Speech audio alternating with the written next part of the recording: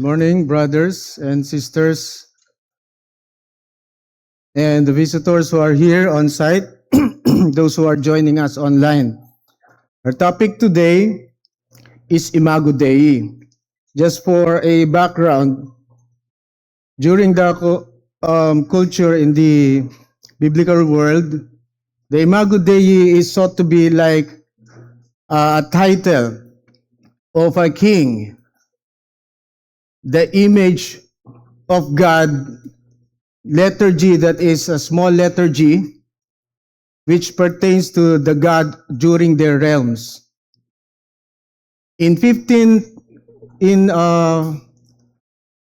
century BC, during the ancient Near East, the people back then ascribed the image of God, small letter G, to their king, specifically in Egypt. What they do is that they view the image of God in the basis of the person, the king, as the son of their God and the ruler of their world. When I was in my elementary days up to high school, in school we have a religion class, and I ponder upon the title Imago Dei. It's a Latin word. At that time, I don't have the resources. I don't have enough motivation to try to understand it. But as time passes by, as we go spiritually, I have this motivation to understand what really is the image of God. Because often in many, even in prayers, we hear the image of God. So that will be our topic, and we wanted to study it. And in our study, I'll try my best by God's grace to explain what is Imago Dei from Genesis 1:26 to 28 as humanity's unique design for relationship, rule, reflection, show how the fall, Genesis 3, mars or damages but doesn't erase the image of God, pointing to Christ's restoration. So the issue is, we may forget those who already know or have a deeper understanding of what the Imago Dei is, or sometimes or some of us may not just fully understand the purpose of God, why He created man in His own image. So that is the objective today, is for the members and the visitors to appreciate what it means and how we shall apply it. Our main text will be Genesis 1:26 to 27, and we will still read 28. Then God said, "Let us make man in our image, after our likeness, and let them have dominion over the fish of the sea, and over the birds of the heavens, and over the livestock, and over the earth, and over every creeping thing that creeps on the earth." And there is the rhetoric. So God created man in His own image, in His image. In the image of God, He created him. Male and female, He created them. And God blessed them. And God said to them, "Be fruitful and multiply, and fill the earth, and subdue it, and have dominion over the fish and of the sea, and over the birds of the heavens, and over every living thing that moves on the earth." Let's start with definition of terms, so that when we meet these terms, we may be able to follow and understand what they meant. We have the Hebrew word selim. It is image in English, refers to a physical representation or a statue. Then we have the Hebrew word demuth. It is likeness. So if you go back to 27, according to our image, after our likeness. It refers to resemblance, God's spiritual and moral character. Tertullian, who lived in 155 to 2020 AD understood Selim to be bodily. So he separated Selim to be the material portion of the image of God and Demuth as the non-material portion of the image of God, the spiritual and moral character. However, as we go along the slides and as we continue our lesson today, we will be able to see that these terms are synonymously parallel. We will be looking at Genesis 5:1, Genesis 9:6, of course, Genesis 1:26 to 28, and other scripture texts. In Tagalog, ang sinabi sa nakasulat, ayon sa ating larawan, we are all Filipinos, I think, except nasan si Shitu, and maybe others, wangis, sa ating larawan, sa ating wangis. Iisa lang ang ibig sabihin ng mga terms na ito. There are other verses wherein we can see the image of God. Let us read a couple once more so that we may be more in depth with the word and how these words, these phrases are being used or how they were stated in scriptures. In Colossians 1:15, Christ is the image of God. He is the image of the invisible God, the firstborn, a position of majesty of all creation. 2 Corinthians 4:4, in their case, the God of this world has blinded the minds of the unbelievers to keep them from seeing the light in the gospel of the glory of Christ, who is the image of God. Romans 8:29, for those whom he foreknew, he also predestined to be conformed to the image of his Son, referring to the Lord Jesus Christ, in order that he might be the firstborn among many brothers. 1 Corinthians 15:49, just as we have borne the image of the man Adam, the man of dust, shall we all bear the image of the man of heaven, says the Apostle Paul.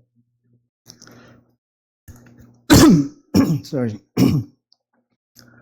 I just summarized the overall consensus of the theologians on the Imago Dei. Doesn't mean that they are all reformed. And in the summary, we have 5. The whole person, body, and soul is God's image bearer. In its moral sense, it consists in true knowledge, righteousness, and holiness. We will see a lot of this knowledge, righteousness, and holiness because other theologians have framed what constitutes the Imago Dei. Some have used the substance, function, and relation. So substantive, functional, and relational.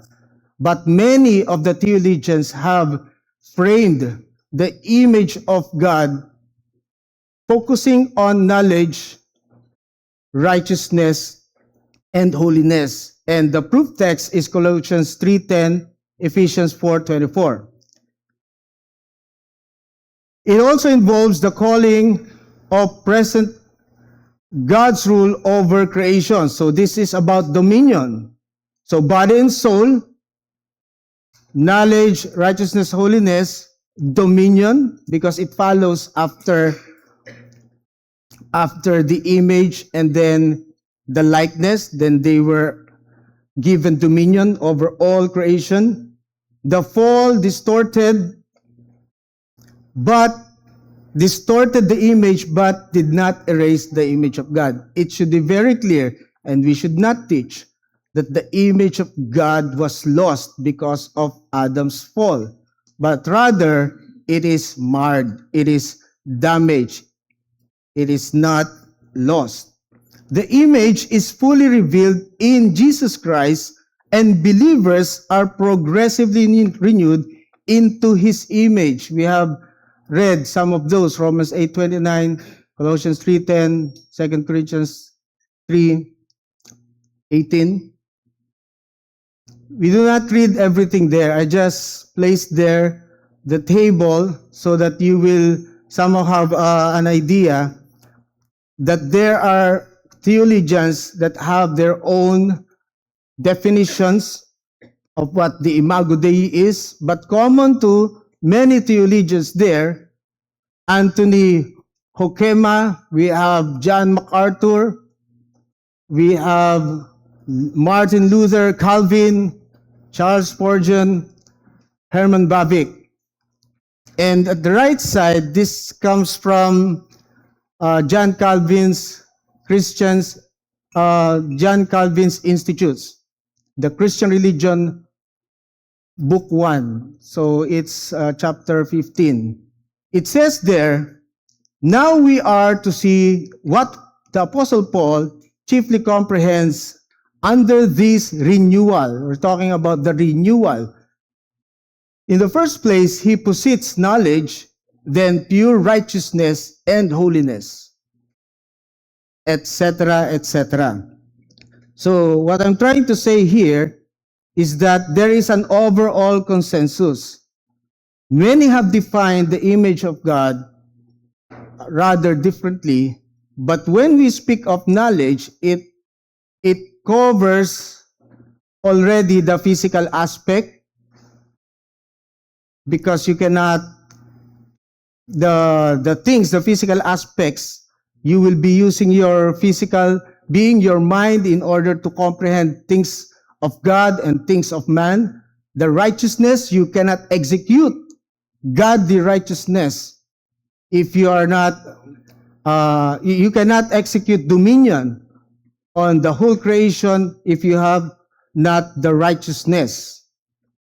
In summary, what I am presenting to you right now, we have Luther, Calvin, Spurgeon, MacArthur, Herman Bavinck, Anthony Hoekema. They all affirm as restored moral qualities from Ephesians 4:24, their main reference, Colossians 3:10. And Herman Bavinck not literally used the terms knowledge, righteousness, and holiness, but rather emphasize that it is not only the spirit portion of the Imago Dei, that is the Imago Dei, but emphasize that the body must be part of the Imago Dei. So this is the, on screen is what Herman Bavinck has actually said. Okay, under the book Reformed Dogmatics 2, I got this from GMA Notes, but I tried to download the Reformed Dogmatics 2. It's not available. I don't know where to get it. So I trusted our GMA Notes, and it says there, His incarnate, Jesus Christ's incarnate nature must include the physical. The incarnation of the Lord is definitive proof of humans, not angels, are created in the image of God, and that the human body is essential. This is an instrument for you to execute your knowledge, your righteousness, and holiness, without which it is not complete. It should, the image of God should compose of both the body and the spirit, which is the whole humankind or human being. Taken from Hebrews 1:3, and He is the radiance of His glory and the exact representation of His nature, and upholds all things by the word of His power. When He had made purifications of sins, He sat down at the right hand of the Majesty on high. So Bavinck emphasized that it should be both body and soul. But soul is the primary locus or location of the image of God. And the body included, though not the primary, is also part of the image of God. It is the whole person's uprightness and instrumentality, not as material substance, as of as if God has a body. Let me just summarize what I have read in the Christian Religion Book 1 by John Calvin. Although I have a small picture there, it says there that in creation, the image of God in Adam was intact. And when the fall happened, it is damaged, not lost, but it is marred. Follows the redemption, wherein in terms of redemption, we have justification, sanctification, glorification. However, in his book, there is a separate section for the glorification. It means the image will be perfected in Christ. So let us read. Consequently, the beginning of our recovery of salvation is in the restoration which we obtain through Christ, who also is called the second Adam, for the reason that he restores us to true and complete integrity. So that is from John Calvin. From Antioch Huckema, also almost the same. He spoke about creation, and by that time the image is intact. Because of the fall, the image was marred. Inserted the supremacy of Jesus Christ, the perfect image of God. Then talks also about the believers being restored up to glorification, up to the perfection of the image in man. Then if we look at the Old Testament, later we will look at the New Testament, just for us to see the consistency. In the Old Testament, still in Genesis 1:2-25, there is what we call the unique creation of man. We will notice how man was differently created. Then there is the royal representation. Then there is the human dignity. Yet you have made him a little lower than the heavenly beings, but crowned him with glory and honor. It was the human race that was given that crown. Then he was given also stewardship. In the Old Testament, the Lord God took the man and put him in the Garden of Eden. Work and keep it. And the image endures. Genesis 5:1, Genesis 9:6. It continues to bear God's image. Man continues to bear God's image even after Adam's sin. And God prohibits murder. That is in Genesis 9:6. By man, his blood will be shed. So if someone murders a man, by man, his blood will be shed. Now in the New Testament, it talks about Christ as the perfect image in Colossians 1:15, Hebrews 1:3, we also read that. Then the image is restored in believers, Romans 8:29, 2 Corinthians 3:18, and we all are being transformed in the same image. Next, the creation is both personal and cosmic, 2 Corinthians 5:17. As many have interpreted that 2 Corinthians 5:17 talks about the new person. But rather, the Reformed interpretation is that this is a cosmic new creation in Jesus Christ. Doesn't mean that the person is not new, but rather because of the Lord Jesus Christ, then we are a new creation. It is both personal and cosmic. New creation inaugurated by the Lord's death and resurrection. The image is renewed in knowledge, righteousness, and holiness.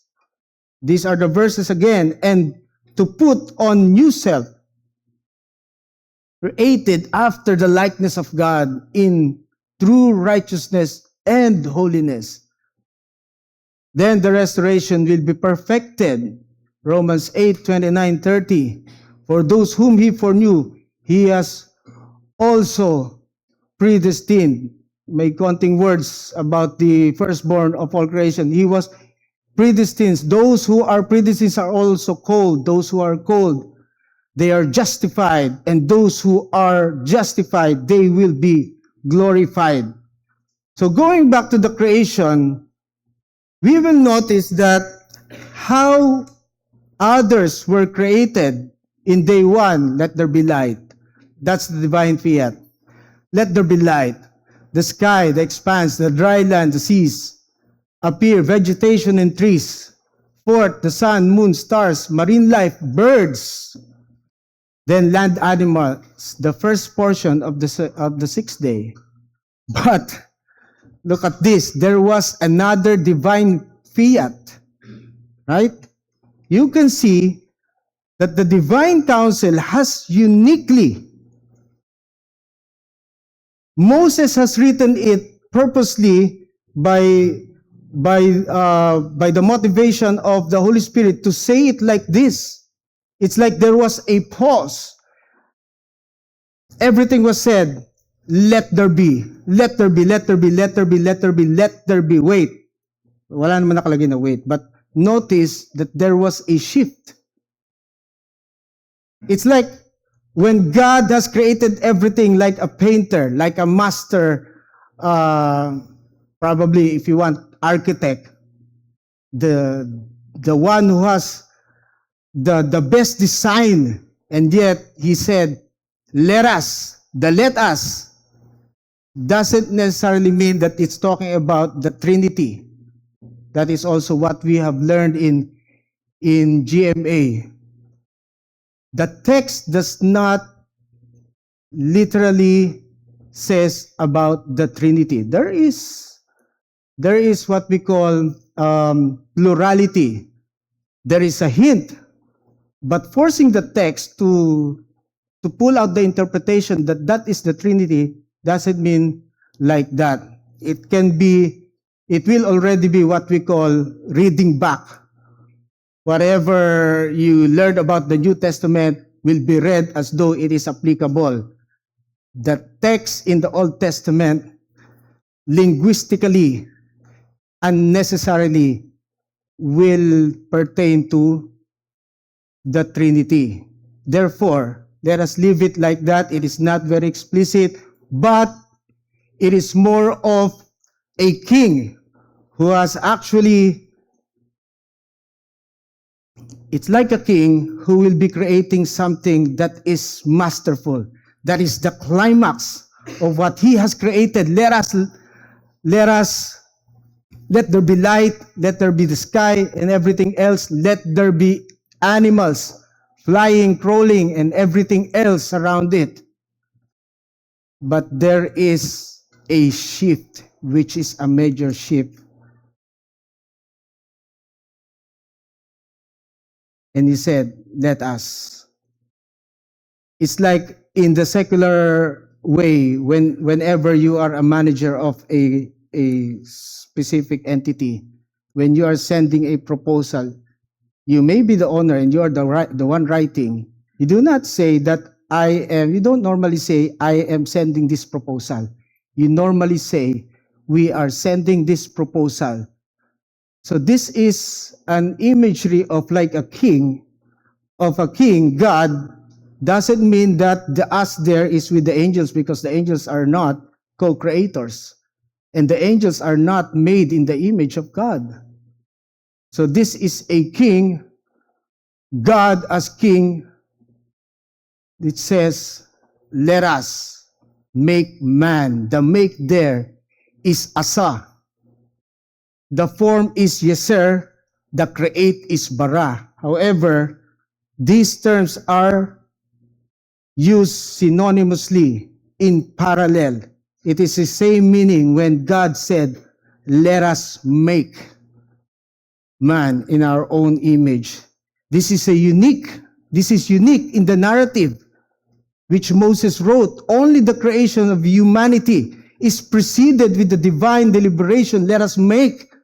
The climax of creation If you are working on a on a sculpture or whatever project it is, then there is this finishing touch, which makes humans dignified by God's grace. Humanity is the pinnacle of God's creative work, uniquely created in His image. Divine intention. The language emphasizes God's deliberate purpose and unique dignity of humankind. So, to be conformed to the image of Christ, it says, for those God foreknew, He also called, and those whom He also justified, those whom justified, He also glorified, so that we may be conformed to the image of His Son. Notice the language. We are to be conformed to the image, or in the image of God, or in the image of His Son, the Lord Jesus Christ. It did not say that we should be the image of God, because the only image of God is the Lord Jesus Christ. He is the radiance. He is the image of the invisible God. 2 Corinthians 3:18. And we all who with unveiled faces contemplate the Lord's glory are being transformed into His image with ever-increasing glory, which comes from the Lord, who is the Spirit. Now here we will try to go back a little bit from the reason why we want to study this.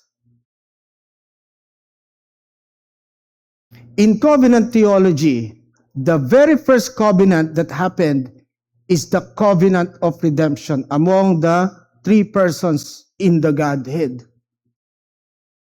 And in that covenant of redemption, it is actually what we call compact salutis.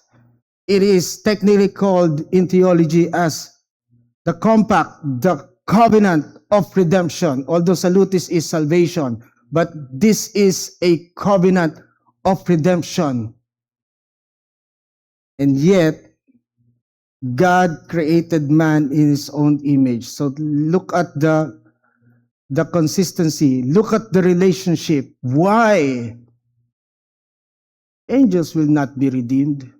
Those fallen angels will not be redeemed.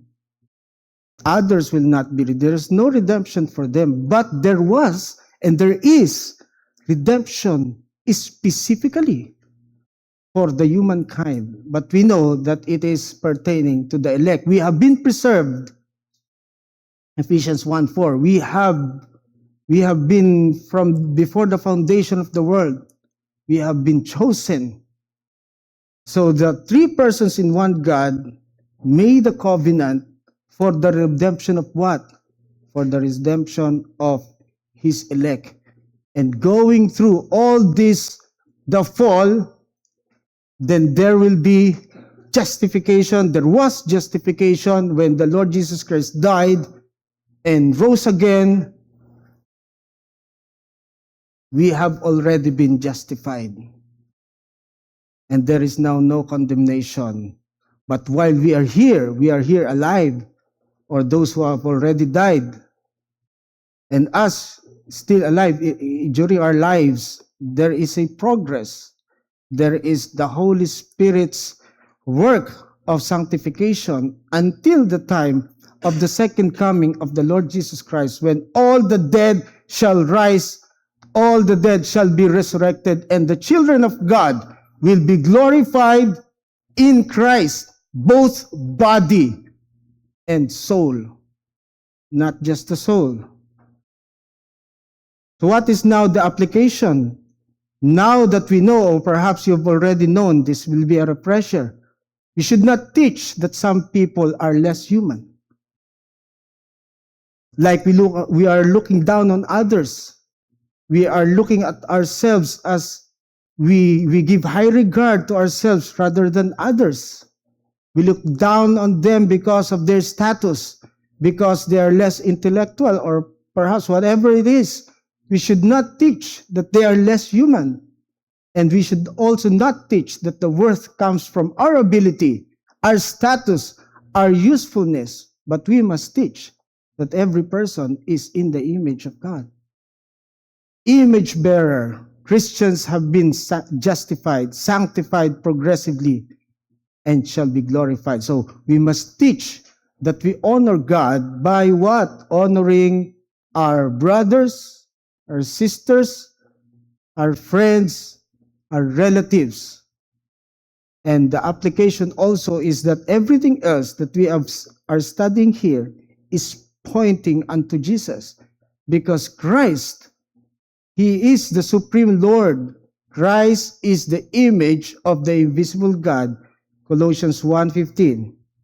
He is the head of all creation, the position of majesty as the firstborn, and the agent of redemption. All authority, all the honor, the worship belong to Him. So as a conclusion, God uniquely created mankind in His image. Remember the painter, the supreme painter, the supreme artist? He said, let there be, let there be, let there be, until before the creation of mankind. It is not literal that there was a pause. But you can just imagine that there was a great shift. If humans, if mankind were not to be that dignified by God, He could have simply said, let there be man. But He did not. He said in His majesty, He said, let us create, let us make man in our own image, in our image, after our likeness. This is the supreme artistic work of God, foreordained from the covenant of redemption, going down to the covenant of works and the covenant of grace, the different administrations of these covenants, from Noah, from Abraham, Moses, David, until the New Testament. And now we are in the process of, as we are alive, we are, because there has not yet happened the second coming of the Lord Jesus Christ, and the dead has not yet been risen. We are made for such redemption that we will be fulfilled. So from covenant of redemption up to the redemption, and what shall be redeemed? Mankind, not the angels, not the other creation, but specifically those who are elect for His eternal glory. This is the Pactum Salutis, and we can refer it to Ephesians 1:4, 1 Peter 1:20, Revelations 3:18. These are the references.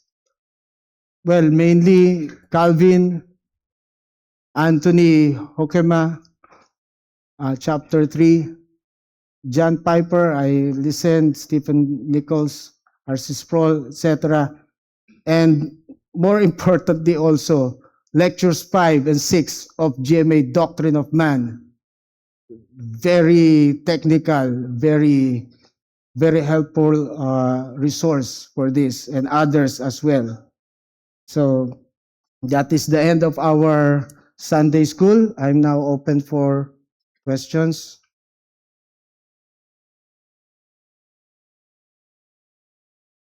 Yes, it's a good. Mike. Thank you, Brother Raymond. Ulit, para kaming nasa GMA, listening to a lecture. Yeah, it's a very good topic.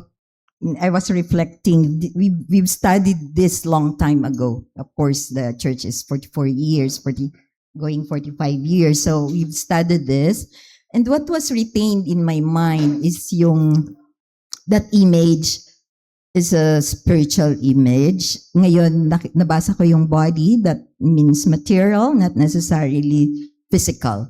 So parang nagkaroon ako ng question in my mind, kung anong image ng God that I understood before and now with the lesson, na parang na-review, bakit parang hindi ko na-pick up in the past yung the material aspect of it, the spirit and the body. Kasi parang inisip ko, so the whole lecture, I mean, okay, gusto ko lang matanong yung consistency of what I understood then and now. What was lost during the fall? If we are created in God's image and we fall with Adam, what died? What was lost? I'm equating what was lost with in what form did we die? I understand that we died. The spirit died. No more desire for God. And then yung damage, as you said. And if you look, I was thinking, if Jesus, when he incarnated, he assumed the form of man. It's not the other way around. Us getting or us being created in the image of God, God to man, ganun yung creation of the image. Pero yung incarnation, baliktad siya eh. God becoming man. So, the Spirit, because as mentioned several times in the verses and in the 2 Corinthians, we were restored in the image of God, which is Spirit. Because God is Spirit. So inisip ko, ano kaya nga yung, what was that material? It wasn't lost.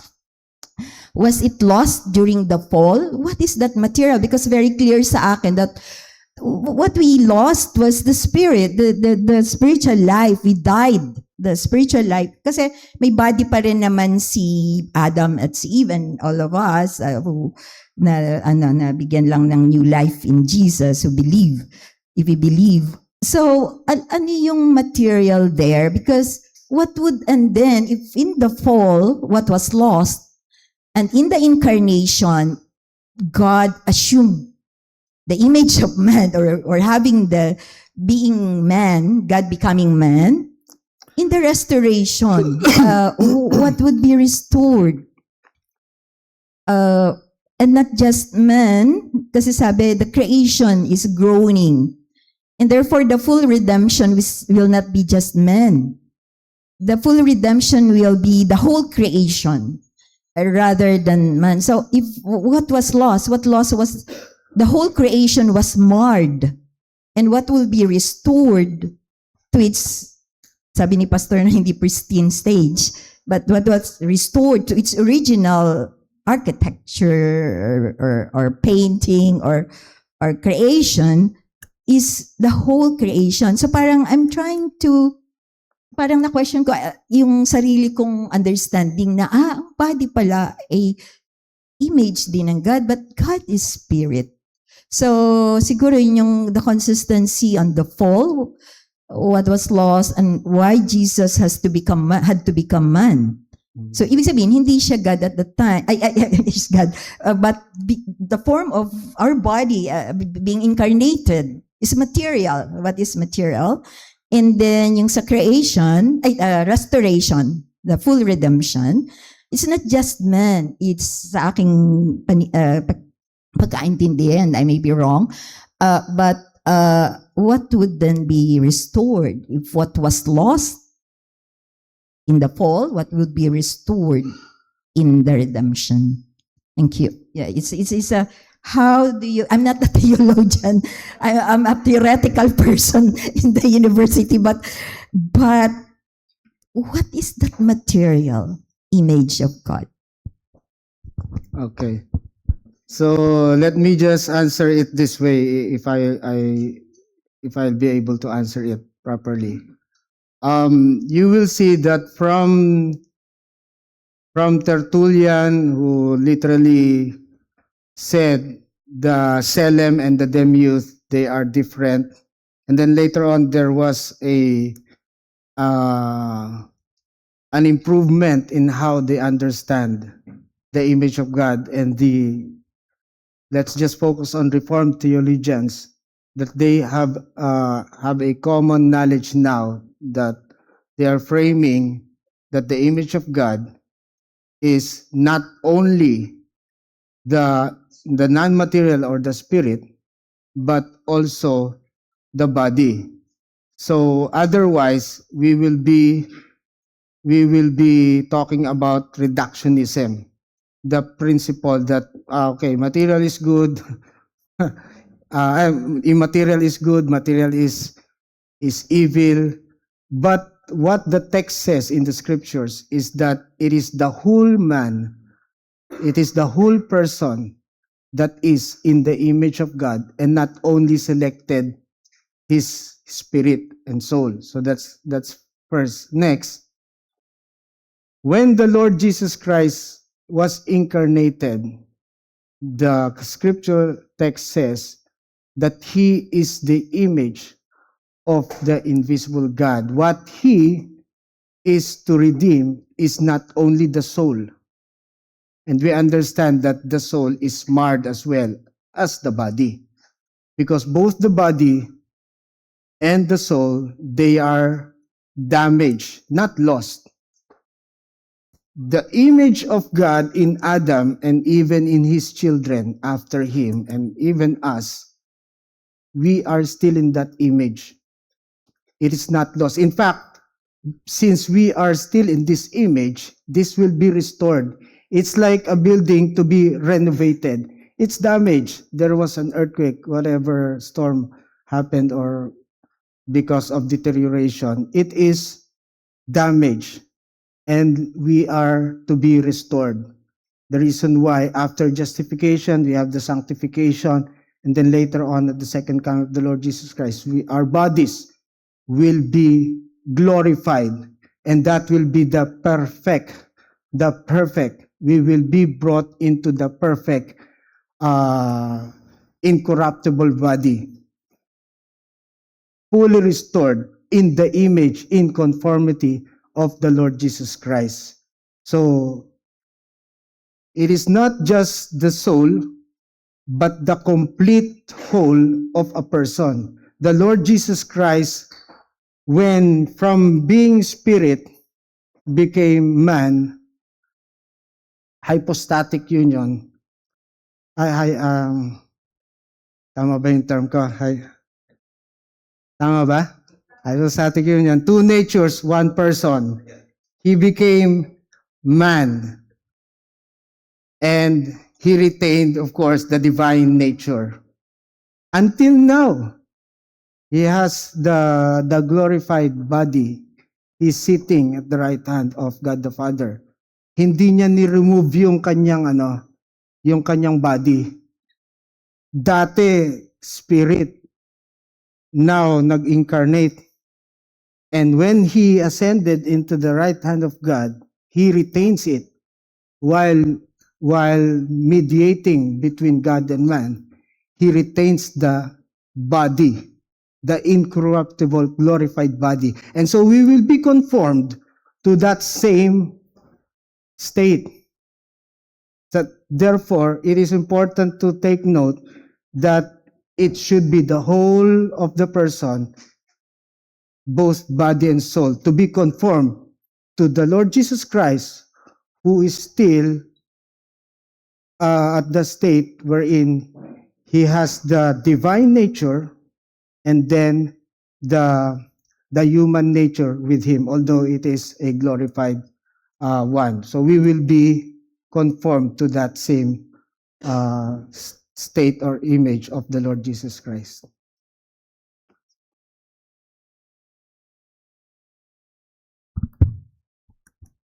Paano?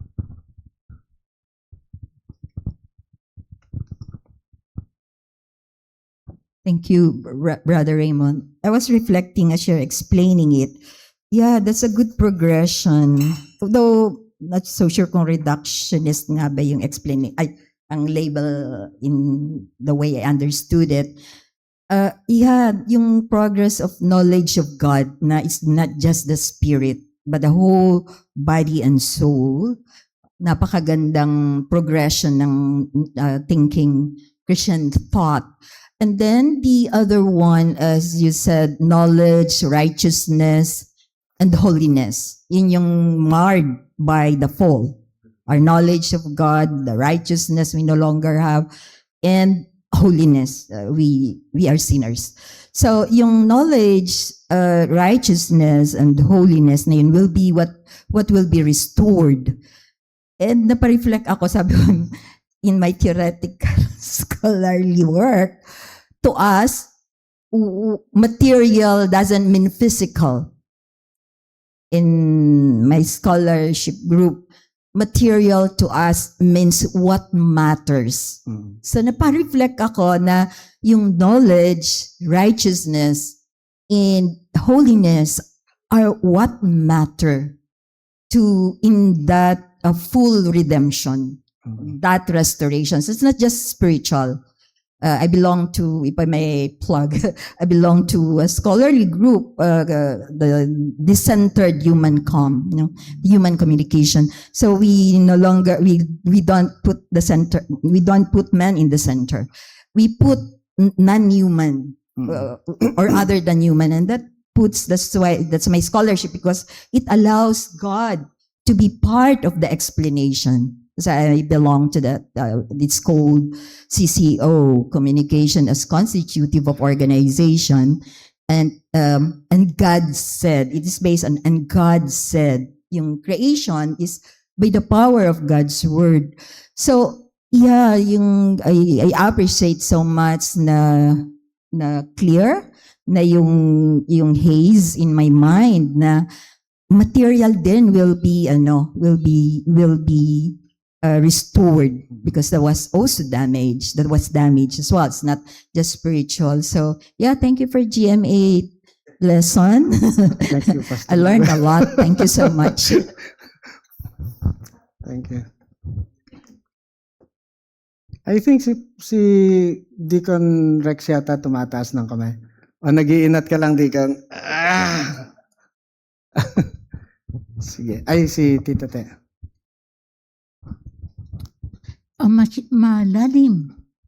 Malalim ang ibig sabihin ng mga sinabi ni Jean. Hanggang ngayon din ako ay nagtataka. At saka marami pa rin akong katanungan tungkol sa pagkakalikha sa atin ng Panginoon. Pero meron dito nakakay, yung day 1, God created life. Hello? Hello? Ayan, clear naman Ayan. po. Day 1, God created light. Day 2, the sky, the expanse in it. Day 3, yung dry land and seas appear, vegetation and trees. Day 4, the sun, moon, and stars. Day 5, marine life and birds. Day 6, land animals, then mankind in God's image. So, day 6 nang tayo ay create ba ng Panginoon?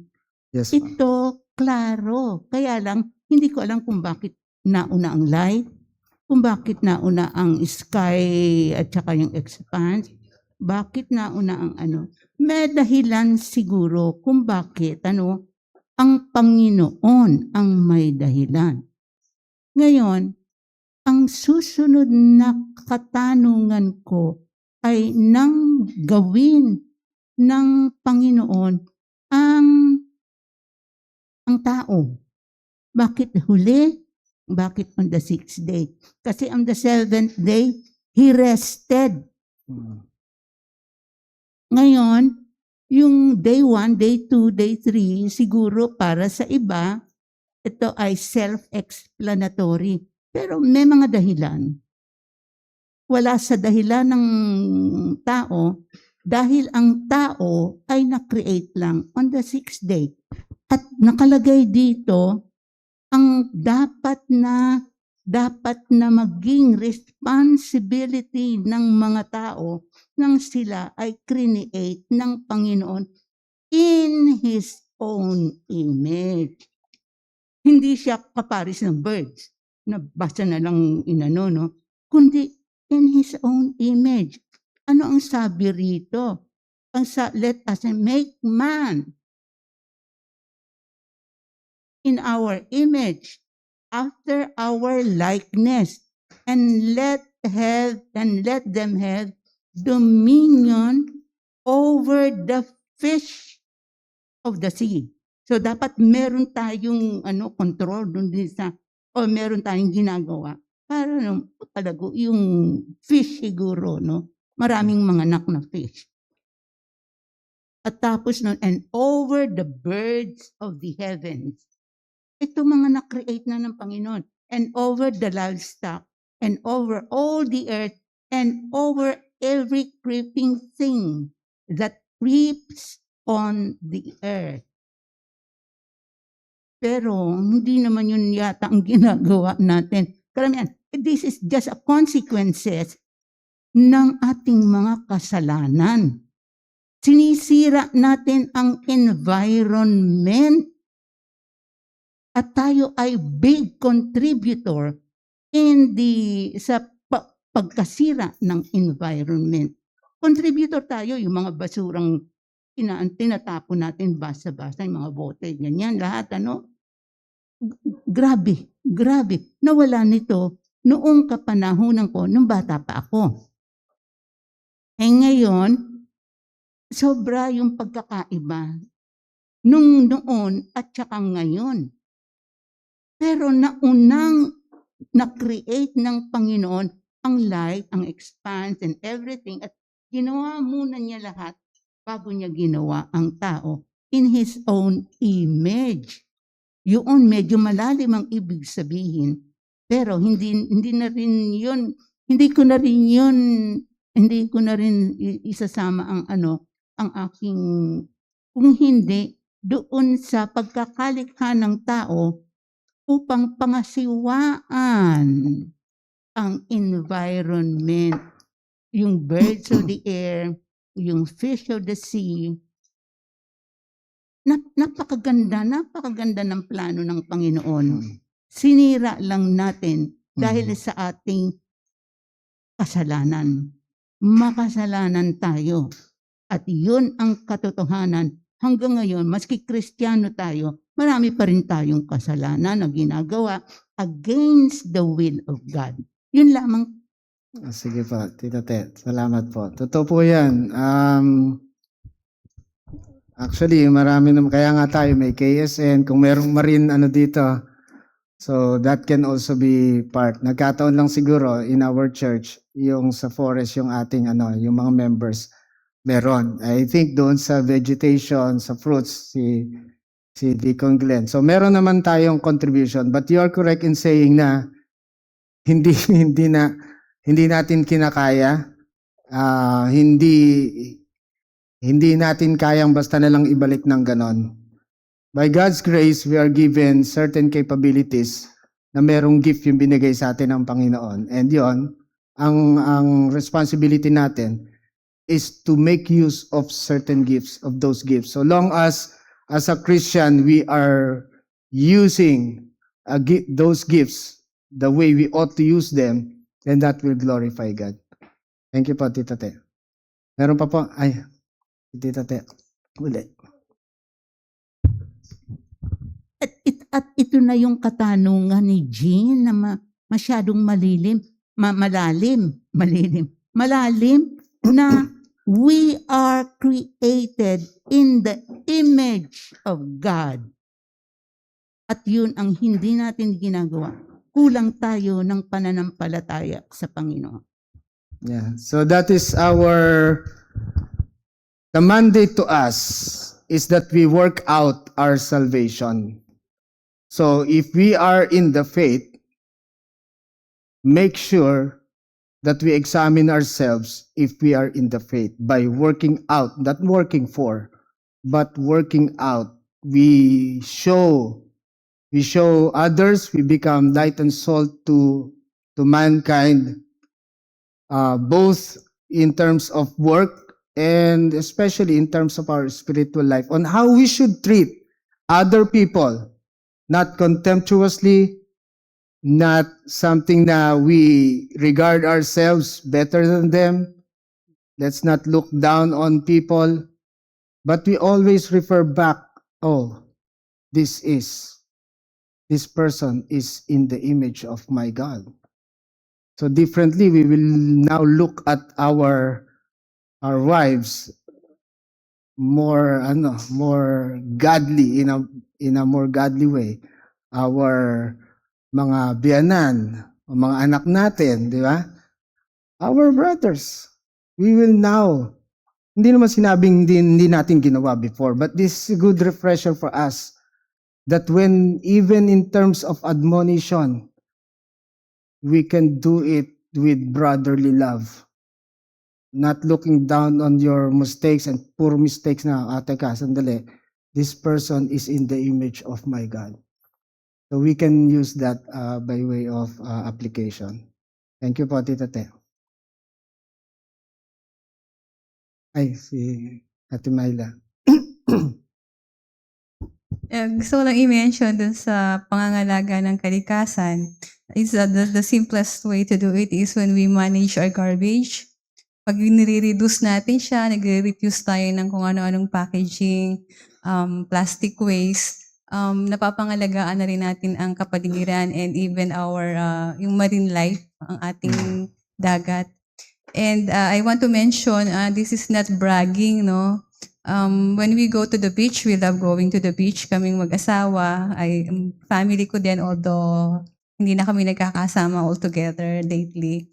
We really try na mag-pick up kami ng garbage. Eliza, the rest of the family, sila ay mga diver. So si Eliza in particular is like, alam niyo yung janitor fish sa aquarium. So when she dives, she's like a janitor diver. Kasama yun sa enjoying the sea, ay maglinis ng dagat. Somehow, parang sabi ng iba, ang liit naman ng impact noon kung isa ka lang. But we still have to do it. Sana may makakita, sana may gumaya. Baka later may mas malaking grupo na ma-organize, but still part of our duty. But when we don't contribute to the dumping, that's a very, very big help. We don't have to be diverse para maglinis ng dagat. Thank you. Thank you, Ate Myla. So in our small ways, pwede natin gawin yon since we are made capable. Si Ate Emma. Thank you, Brother Raymond. Actually, yung the creation, kasi gusto ko lang i-mention na this was our lesson sa prison ministry. Kasi what we were doing in the prison ministry was the basics, no? It's catechism for boys and girls. And it started with Genesis 1 to 3, the creation. Not knowing, kasi I was comparing notes with Fe kahapon. Sabi ko, ang ganda nung lesson natin. Tayo yung unang natututo. Kasi even this creation, nasabi ko, I don't know the sequence. Yung day 1 up to day 6 pala yung man. But it was a very good review. And at the same time, yun nga yung nilalang ka sa wangis ng Diyos. Kasi kami, we have to use the Filipino, no? Not the English, Kahit yung ganon, yung exercise na yun, na translate mo na, talaga natututo kami. So, manghang-mangha kami kasi before we can even share to the inmates yung lesson, kami muna yung nabibless. Kaya sabi ko nga, ang ganda, no? Kahit itong the fall, how they had everything in paradise. Ito na, kompleto na. They could have stayed in that state, pero nag-desire pa sila nung apple na pinagbawal. Sabi ko, and really, you see yourself there na nandoon na lahat, kontento ka na dapat, pero yet, you desired something that was forbidden. ito lang encouragement kasi kulang din kami ng mga tao doon sa prison Sabi ko ministry. na eh. Yun ang Pero direction. ang masasabi ko, talagang ako by enlisting there in the prison ministry and digesting the lesson, bringing it down to the level ng grade 6 or translating it from English to Filipino, na-bless talaga kami, and I would have to say I grew through the way that we were handling the lessons in the prison ministry. So, encouragement lang. Doon sa mga gusto, yung gustong matuto, gustong lumalim sa salita ng Diyos, ito kasi yung first lesson namin, nandito pa rin kami, the fall, and I would have to say na talagang nakatulong sa akin. Akala ko, kailangan ko na yung mga matataas na theological No, this is basic.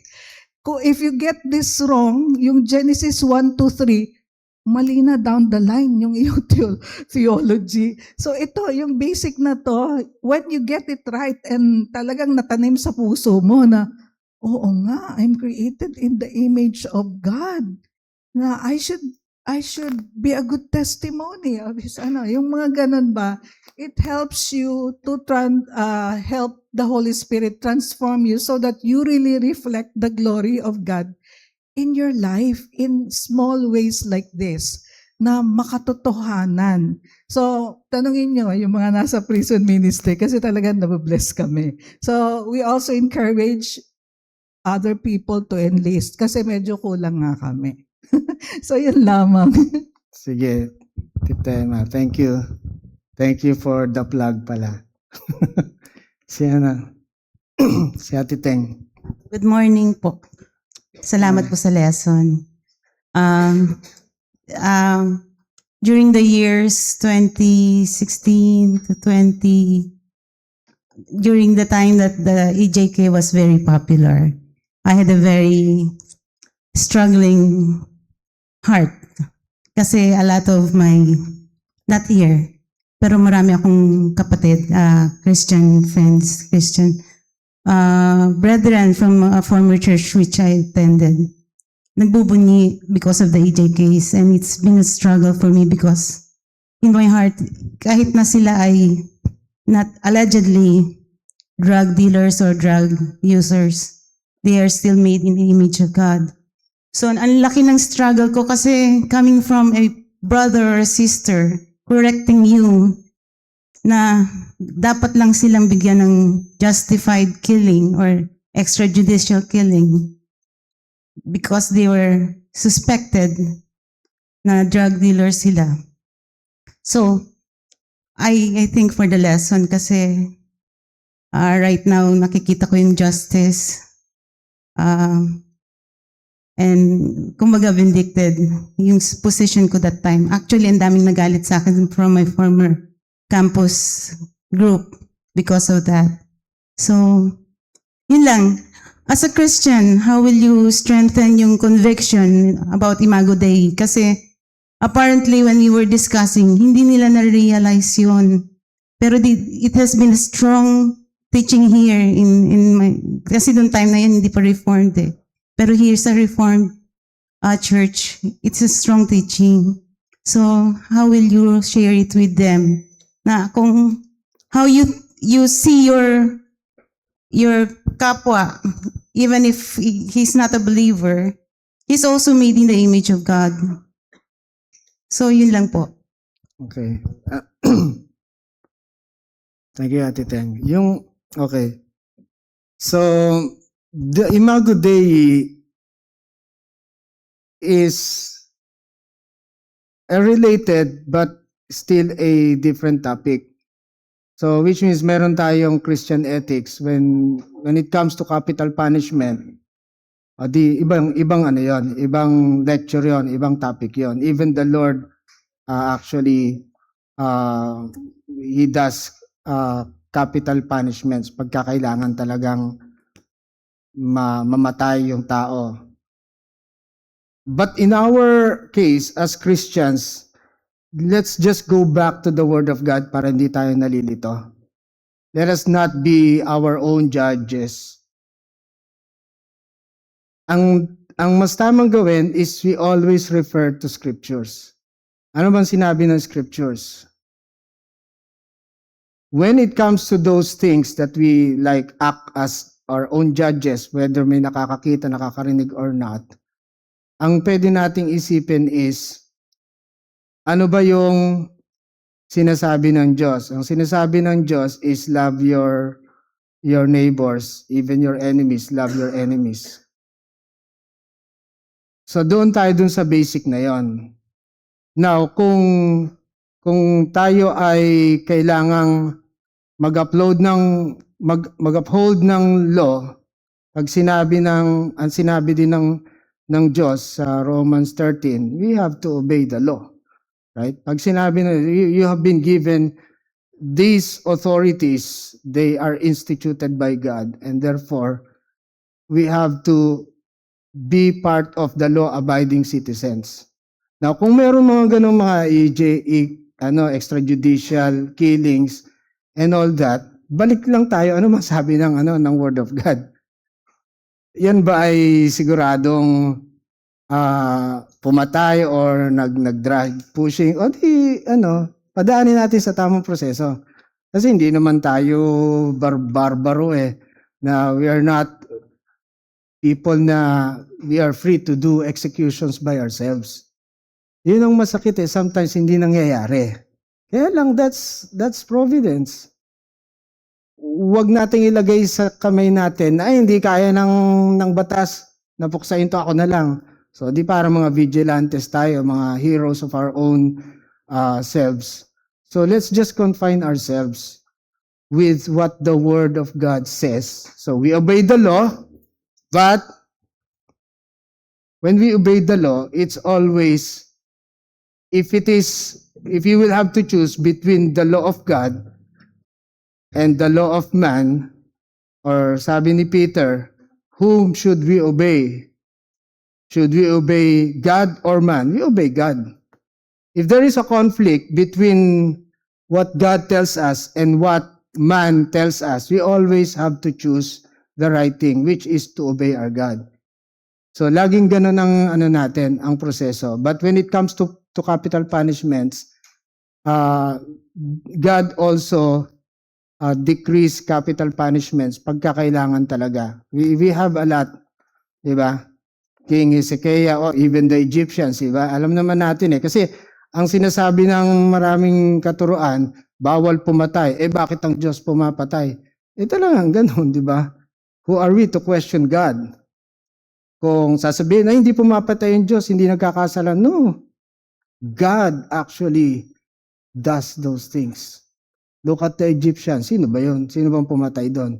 Look at the 183,000 Persians na pinatay ng isang angel. Sino ba nag-utos doon?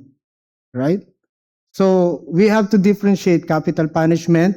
So there's a portion of scriptures for the capital punishments, but for us, although in our hearts hindi tayo satisfied, siguro kasi nga dahil hindi nabibigyan ng justice, kaya lang dapat kumilos tayo within the precepts of God which are in scriptures. Hanggang dun lang. Kung hindi mo kaya, we continue to pray. Kung hindi natin talaga kaya, di mga ibang bansa tayo na biro lang. I mean, di ba parang ganun lang yan kung ikaw empleyado, pinagagawa sa iyo yun, tapos hindi naman immoral, di sumunod ka. Pero pag immoral na yung pinagagawa sa iyo, huwag ka sumunod. You have to choose between God and man. Pero kung hindi mo gusto yung pamamalakad, di mag-resign. Di ba?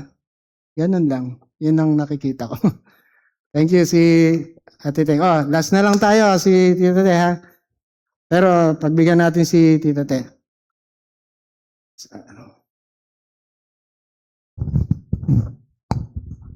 Naku, napakaganda nitong inilagay mo rito. The image of God does not mean human physically resemble God.